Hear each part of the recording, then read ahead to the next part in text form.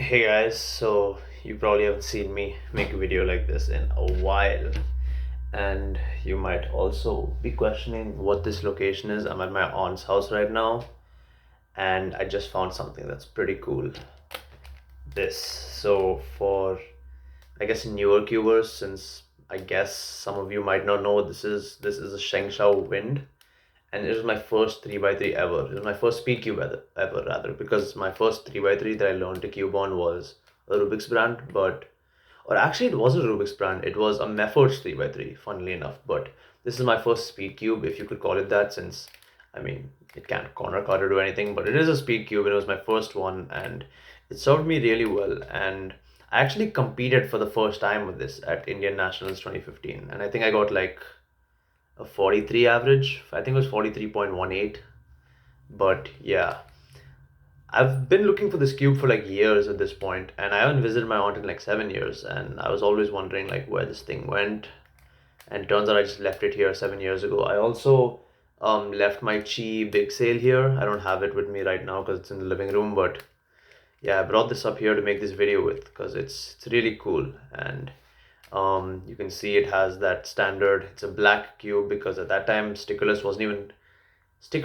was either not competition legal or just became competition legal in 2015. But I'm gonna guess that it wasn't competition legal at the time, because I remember black cubes and white cubes are really big. I also remember that Felix had set some world records on like a white cube or something like that, which I found pretty crazy because I thought white cubes looked terrible.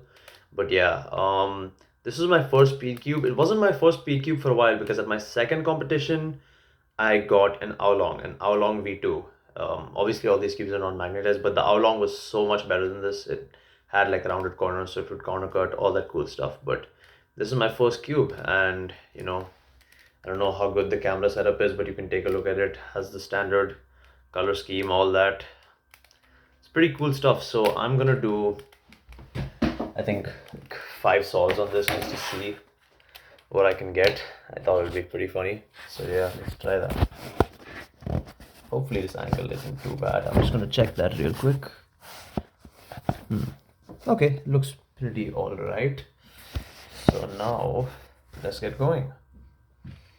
Alright.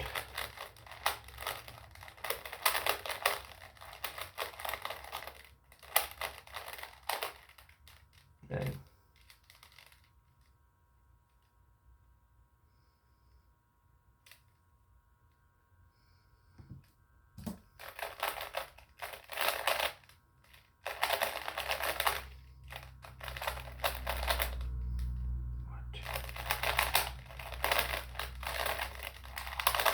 okay, I messed this one up pretty bad, so that's on me, but let's see what I get on this. I had 19.5 on the first one. Also, that average of 5 is horrible. That's absolutely horrible. I don't know why that happened, although if I had to guess, it's probably because I was solving really poorly right before I got here. Okay, next. Also, that average of 100 is really bad too. I mean, I'm trying to get sub 7 in comp, but gotta be averaging better at home to do that.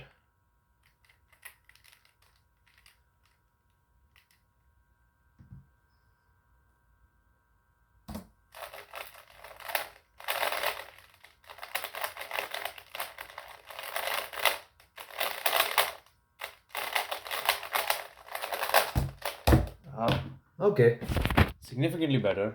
1132. I could live with something like that. Hopefully, if I get like 4 more like that, or 3 more rather, or even potentially better, I could round this off with like a 10 average or something that I can be proud of. Let's see what's next.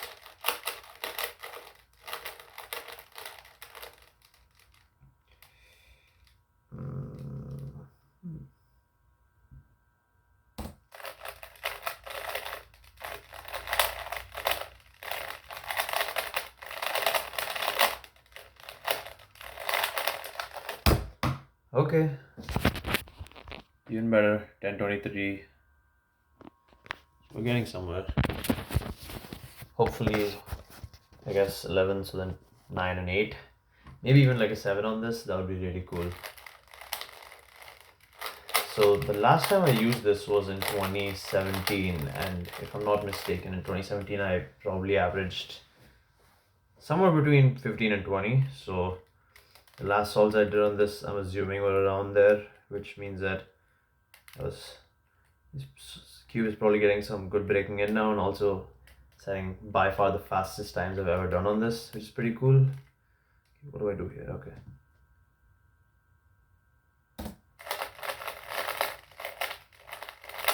Damn.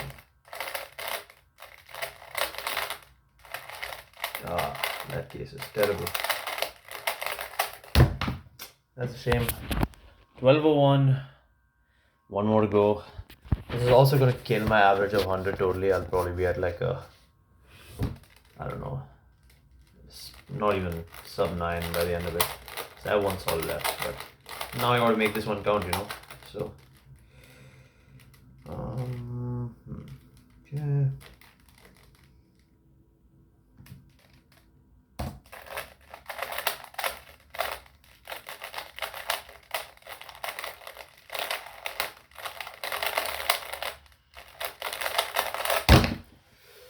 Close, but not sub 10, unfortunately. 1063, that's an 1132 average. I don't know. It's pretty weird to see this cube because, I mean, I obviously have great memories attached to it, but, you know, it's one of those weird nostalgic things that I guess, because, like, I mean, I got this cube 10 years ago. It's been, or like, almost 10 years ago, because I started cubing in January 2015. So it's like a weirdly full circle moment because it's coming upon 10 years, and, you know, obviously things change a lot in life now, so it's like nostalgia feels weird, but it's still pretty cool.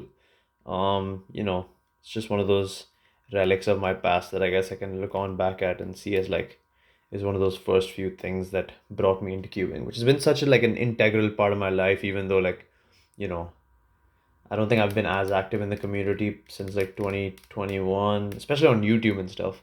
But I mean, I've still cubed really actively at home, and I think I've tried my best to compete really hard. So I don't know. It's just one of those cool things. I guess I can say that, you know, this was like the catalyst for 10 years of cubing, or coming up on 10 years of cubing, and hopefully 10 more years, although probably not at, you know, nearly as much as I did before because I'll be busy and stuff, but still, it's cool. Thanks for watching this video. I don't know if anyone will watch this because my channel is beyond dead, beyond cooked right now, but still, hope you enjoy this nostalgia thing from me, and see you guys later.